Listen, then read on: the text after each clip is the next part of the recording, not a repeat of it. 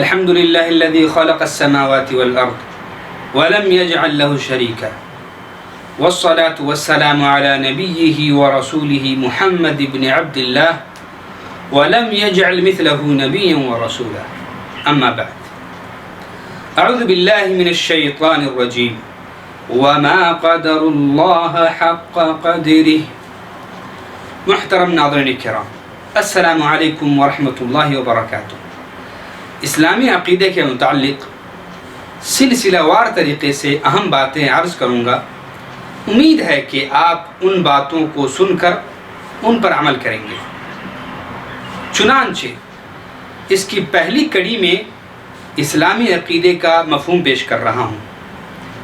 عقیدہ لفظ عقد سے ہے، جس کا معنی گرہ یا گانٹھ باندھنا ہے. تو جس بات پر آپ دل سے گیڑا یا گانٹھ باندھ لیتے یعنی یقین کر لیتے ہیں، اسے ہی عقیدہ کہا جاتا ہے. گویا کہ اس میں اصل کردار دل کے عمل کا ہے. اور دین اسلام کی چند بنیادی باتیں ہیں جن کو دل سے یقینی طور پر ماننا ضروری ہے، اور اسی کو اسلامی عقیدہ کہا جاتا ہے. اور یہ بہت ہی افسوس کی بات ہے کہ عام مسلمان غلط فہمی میں یا جانتے ہوئے بہت سارے عقیدے کی باتوں کو یا تو مانتے ہی نہیں، کیونکہ ماننے کا اثر اس پر نہیں دکھتا بلکہ اس کے خلاف دیکھنے کو ملتا ہے، یا پھر مانتے ہوئے صحیح اور غلط کو ساتھ ملا کر چلتے ہیں. مثال کے طور پر اسلامی عقیدے کی سب سے اہم اور بنیادی بات یہ ہے کہ ہم مسلمان صرف ایک ہی رب اکیلے مالک پر ایمان لائیں اور اس کے جیسا یا برابر کسی کو نہ سمجھیں.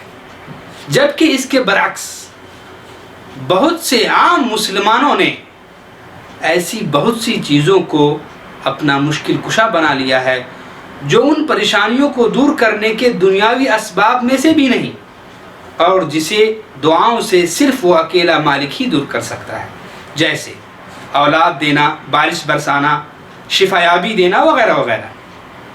جبکہ یہ سارا کام شرک ہے، اور ایسا کام اگر انبیاء کرام بھی کرتے تو اللہ ان کے سارے نیک عمل کو برباد کر دیتے.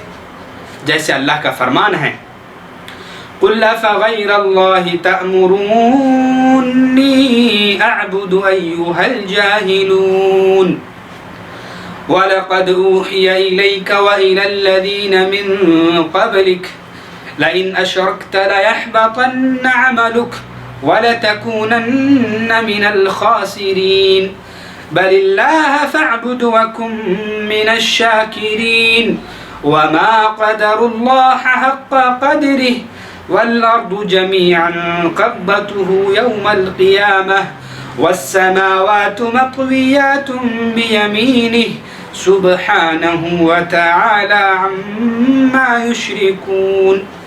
یہ سورہ زمر کی آیت نمبر 67 ہے. ان غلط عقائد میں بہت سارے شرک اکبر بھی ہیں اور بہت سارے بڑے بڑے گناہ اور چھوٹے گناہ بھی ہیں. عام طور پر ایک عام مسلمان کسی پریشانی کا صحیح حل نہ ملنے پر ہی ایسا کام کرتا ہے.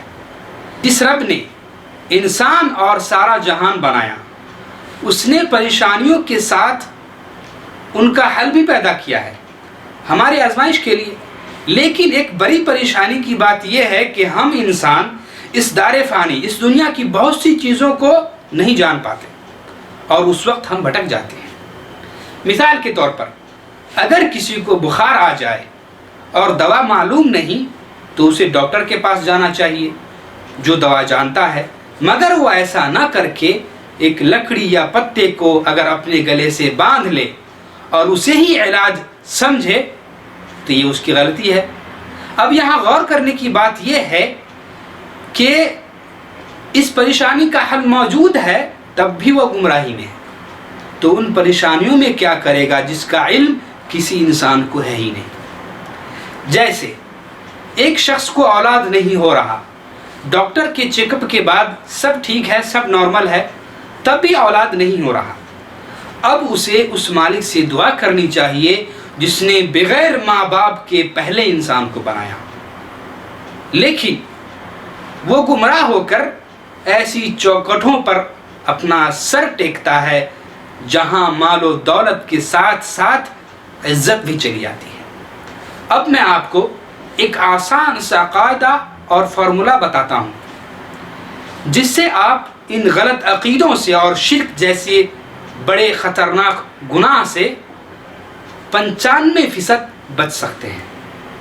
اور وہ فارمولہ اور قاعدہ یہ ہے کہ اس مالک نے یا کسی انسان نے بھی جن چیزوں کو جن کاموں کے لیے پیدا کیا ہے اور ان میں جو آپ کو معلوم ہے ان چیزوں کو انہی کاموں میں استعمال کریں، ورنہ شرک ہو سکتا ہے۔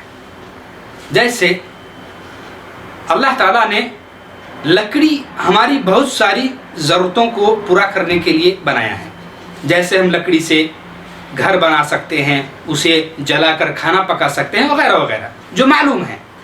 لیکن کیا کوئی یہ کہہ سکتا ہے کہ آم کی لکڑی کو اللہ نے بخار دور کرنے کے لیے بھی بنایا ہے؟ ہو بھی سکتا ہے، مگر ہم انسانوں کو یہ معلوم نہیں ہے۔ پھر بھی کوئی ایسا کرے تو وہ شرک ہو سکتا ہے، کیونکہ جادو کے ذریعے استعمال کیا جاتا ہے جو بغیر شیطان کی عبادت کے ممکن ہی نہیں۔ اور اسی طرح کی بہت ساری غلط فہمیاں اور بہت سارے شرک ہمارے عام مسلم ماحول میں ہیں، جس کا ذکر انشاءاللہ اگلے حلقے میں کروں گا۔ اللہ ہم سب کو ان غلط عقیدوں سے پاک رکھے، آمین۔ وصلی اللہ علی نبینا محمد وعلی آلہ وصحبہ اجمعین، والسلام علیکم ورحمۃ اللہ وبرکاتہ۔